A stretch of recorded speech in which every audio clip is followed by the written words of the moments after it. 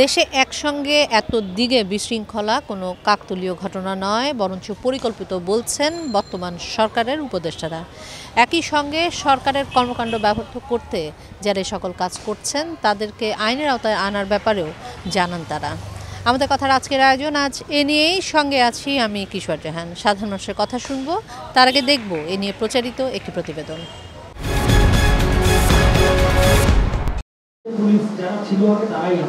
সুদ ছাড়া ঋণের লোভ দেখিয়ে কর্মসূচিতে লোক সমাগমের চেষ্টা, শিক্ষা প্রতিষ্ঠানে বিশৃঙ্খলা অস্থিরতা, ব্যাটারি চালিত বাহন চালকদের আন্দোলন এবং গণমাধ্যমে হামলা, একযোগে এতগুলো ঘটনার পেছনে দেশবিরোধী চক্রান্তই দেখছে সরকার। তরুণ উপদেষ্টারা জানান, ইন্ধনকারী এবং দোষী কারা খোঁজা হচ্ছে এবং উপযুক্ত বিচার হবে তাদের।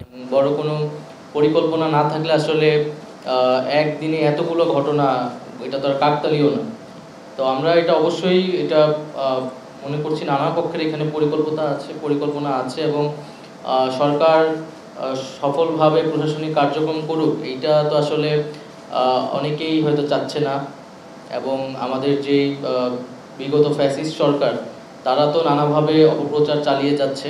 কোনো প্রকার উস্কানিতে পা না দিয়ে ছাত্ররা যেন ধৈর্য সহকারে তাদের যে কোনো সমস্যা কলেজ কর্তৃপক্ষের মাধ্যমে কিংবা প্রয়োজন হলে সরকারও এর মধ্যে অংশীভূত হতে পারে। সোহরাওয়ার্দী কলেজের 7 জন এবং মাহবুবুর রহমান মোল্লা কলেজের 3 জন নিহত হওয়ার একটি খবর রটেছিল, তবে এখন পর্যন্ত কারো নিহত হওয়ার কোনো সংবাদ আমরা পাইনি। তবে অনেকেই আহত হয়েছে এবং হাসপাতালগুলোতে ভর্তি হয়েছে, এটা আমরা জানতে পেরেছি। তাদের চিকিৎসার ব্যবস্থা করা হচ্ছে। প্রশাসনে পরিবর্তনের যে চেষ্টা চলছে তা থেকে দৃষ্টি সরাতেই এমন বিশৃঙ্খলা তৈরি করা হয়ে থাকতে পারে বলে ধারণা তাদের। তারা প্রথমেই চলে যেত ফায়ারিংয়ে। এই রায়ট ম্যানেজমেন্ট সিস্টেমের ড্রিলটাই পুলিশের পুরোপুরি চেঞ্জ করার পরিকল্পনা আছে। প্রায় 1300 থেকে 1400 এসআই এবং এখন পর্যন্ত আমার জানা মতে 4500 কনস্টেবল নিয়োগের প্রক্রিয়া চলমান আছে। সেই জিনিসগুলো নস্যাৎ করতেই আমাদেরকে অনেক বেশি এই সব ঘটনায় ব্যস্ত রাখার জন্য সারা দেশের অ্যাটেনশন এই দিকে নিয়ে যাওয়ার চেষ্টা করা হচ্ছে কিনা, এটা আমাদের কাছে সন্দেহ হচ্ছে। আমরা এটার ইনভেস্টিগেট করছি যে এটার পিছনে আসলে ইন্ধনে কারা জড়িত, দেশে বা দেশের বাইরে। যে কোনো গণমাধ্যমে প্রচারিত খবর নিয়ে আপত্তি থাকতেই পারে, সেটি শান্তিপূর্ণ প্রতিবাদের আহ্বান সরকারের। কোনো পত্রিকা অফিসে ভাঙচুর করা, সেটা পত্রিকা বন্ধের জন্য চাপ প্রয়োগ করা, সেটা আমরা সমর্থন করি না এবং এটা আমরা এই ধরনের ঘটনা পরবর্তীতে ঘটলে এটা টলারেট করা হবে না। ভাঙচুরের ঘটনায় যারা জড়িত তাদের বিরুদ্ধে অবশ্যই আইনগত ব্যবস্থা নেওয়া হবে। একটি বিপ্লবের মাধ্যমে পাওয়া নতুন দেশের সংঘাত সংঘর্ষ নয়, গঠনমূলক মানসিকতা এগোতে সবাইকে আহ্বান জানান তারা। সকলের ভিতরেই সেই একটা বিপ্লবী চেতনা আছে, উত্তেজনা আছে। Sajida Sweety, ATN news, Dhaka. দর্শক, এতক্ষণ রিপোর্টটি দেখলাম, এবারে শুনবো সাধারণ মানুষের কথা।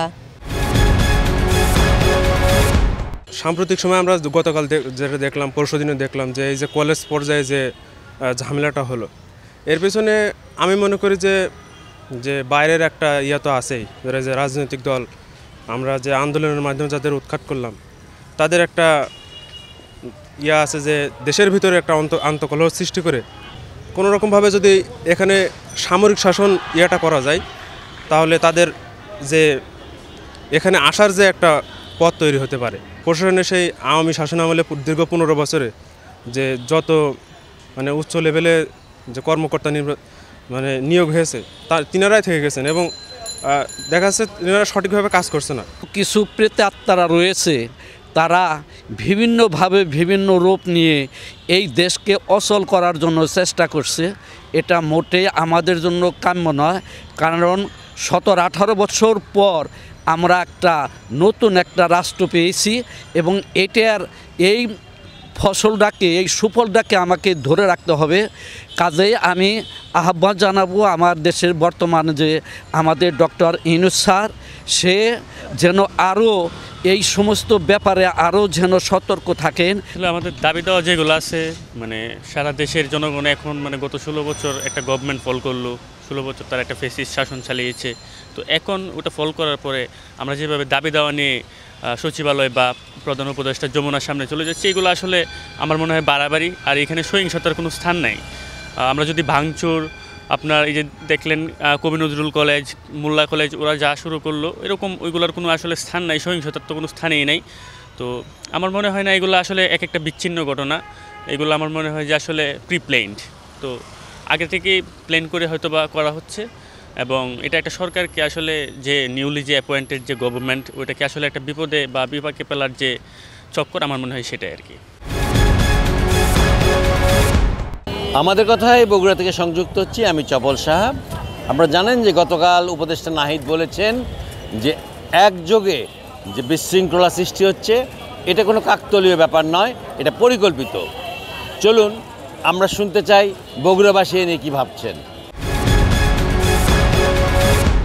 বর্তমান যে পরিস্থিতিতে আওয়ামী লীগ সরকার যে করে যাচ্ছে, তারা শুরুতে ছিল প্রকাশ্যে, এখন তারা অন্তর্গতভাবে চলে যাচ্ছে। যেমন তারা বিভিন্ন পর্যায়ে বিভিন্ন উচ্ছৃঙ্খল করার জন্য আমাদের ছাত্র সমাজ সুন্দর পরিবেশটাকে নষ্ট করার জন্য তারা বিভিন্ন পরিকল্পনা করে যাচ্ছে। এদের বিগত দিনে আপনারা দেখে যাচ্ছেন, তারা প্রথমে আনসার বাহিনী হয়ে আসলো, বিভিন্ন হিন্দু ধর্মাবলম্বীদেরকে উস্কানি দিয়ে বিভিন্নভাবে আসলো, এবং এখন বর্তমান ছাত্র সাধারণ শিক্ষার্থীদের নিয়ে তারা আবার বিভিন্ন নতুন পরিকল্পনা করতেছে। এই গণ অভ্যুত্থানের সফলতাকে নস্যাৎ করার জন্য স্বৈরাচারের দোসররা বিভিন্নভাবে বিভিন্ন মাধ্যমে বাংলাদেশকে অস্থিতিশীল পরিবেশ তৈরি করার জন্য কাজ করে যাচ্ছে। তারই অংশ হিসেবে তারা বিভিন্ন প্রতিষ্ঠানের উপরে ভর করে আসছে। গতকাল থেকেও অতীতের ন্যায় ঐক্য এবং ঐক্যের মাধ্যমে আমরা আরও শক্তিশালী হয়েছি, এবং এই পতিত স্বৈরাচারের দোসরদেরকে প্রতিহত করার জন্য বাংলাদেশের ছাত্র এবং জনতা ঐক্যবদ্ধভাবে সংগ্রাম চালিয়ে যাবে। এখন সবচেয়ে বড় কথা হচ্ছে একজন নির্বাচিত সরকার ছাড়া এখন অচল, হয়তোবা অনেকে পরিকল্পিত করে করতে পারে, এটা স্বাভাবিক বিষয়। কারণ এখন একজন সরকার ছাড়া একটা দেশ চলতে পারে না, আর একজন উপদেষ্টা দিয়ে দেশ পরিচালনা করা সম্ভব না। তাই একজন নির্বাচন করা খুব জরুরি, এটা পরিকল্পিত হতে পারে, এটা স্বাভাবিক বিষয়। এটি নিউজের নিয়মিত আয়োজন আমাদের কথা নোয়াখালী থেকে স্বাগত জানাচ্ছি। আমি ফজলুল ইসলাম জাহান। একযুগে বিশৃঙ্খলা কাকতালীয় নয়, পরিকল্পিত বলেছেন তথ্য উপদেষ্টা নাহিদ ইসলাম। এ বিষয়ে নোয়াখালীর রাজনৈতিক সচেতন মানুষজন কি ভাবছেন জেনে আসি। তথ্য উপদেষ্টা নাহিদ সাহেব যে বক্তব্য এবং মন্তব্য করেছেন, আমি তার সাথে সম্পূর্ণ একমত। আসলে এই বিগত 17 বছরের অন্যায় অত্যাচার অবিচারের বিরুদ্ধে ছাত্র সমাজ, ছাত্র জনতা যে অগ্রণী ভূমিকা রেখেছে, আমি তাদেরকে ধন্যবাদ এবং সাধুবাদ জানাই। তাদের এই ফসল, এই ছাত্র সমাজের রক্তের বিনিময়ে এবং জীবনের বিনিময়ে আমরা একটি স্বাধীন দেশ পেয়েছি। সুষ্ঠু ধারা রাজনীতির প্রতিক্রিয়া ব্যক্ত করার কোনো অবস্থা নাই এখানে। যখন যে সরকার থাকে তাদের মতকে আপনাকে গ্রহণ করতে হচ্ছে, তাহলে এটা কেন? একটা স্বাধীন দেশে একটা আমাদের নীতি নৈতিকতা মূল্যবোধ নিয়ে আমরা কথা বলতে পারবো না, আমরা অধিকার নিয়ে কথা বলতে পারবো না। যখনই অধিকার নিয়ে কথা বলতে বলবো তখন বলবেন যে আপনারা বিশৃঙ্খলা করে করে আমাদেরকে দমাই দেওয়ার চেষ্টা করছেন। তাহলে সেই জন্য এসব বিষয়ের উপরে অবশ্যই একটা নজর দেওয়া উচিত, এবং বৈষম্যমূলক যে আন্দোলন, যে বৈষম্যমূলক সমাজ ব্যবস্থার জন্য এটা নিয়ে একটা জোরালো পদক্ষেপ সমস্ত শ্রেণী পেশার ধর্ম বর্ণ নির্বিশেষে সকলকে নিয়েই আমাদেরকে এগিয়ে যেতে হবে। আসলে ওনার কথা যুক্তিকতা আছে, কারণ পরিকল্পিতই মনে হয়। কারণ হচ্ছে যে সরকারই আসুক, যেহেতু এটা পার্মানেন্ট সরকার না, ন্যূনতম একটা সময় দিয়ে আমরা আমাদের সকলকে যতভাবে সময় দেওয়া উচিত দেশটা পরিস্থিতি করার জন্য। এখন দেখা যাচ্ছে যে কদিন পরপর এক একটা সংস্থা এসে এক একভাবে আক্রমণ করে, এক একভাবে আন্দোলন করে, এটা দেশের ভারসাম্য নষ্ট হয় আমার মতে। এটা মোটেই করা উচিত না। আমরা সবাই দলবদ্ধ হয়ে দেশটা স্থিতিশীল একটা পর্যায়ে নেওয়া আমাদের উচিত। আমাদের দাবি আকাঙ্ক্ষা যাই থাকুক, একটা গভর্নমেন্ট, পার্মানেন্ট গভর্নমেন্ট আসা পর্যন্ত আমরা বর্তমান সরকারকে সাপোর্ট করাই উত্তম। দর্শক, আমাদের কথার আজকের আয়োজন আজ এ পর্যন্তই। আগামীতে আবার দেখা হবে আমাদের কথা অন্য কোনো বিষয়ে, শুনবো সাধারণ মানুষের ভাবনা।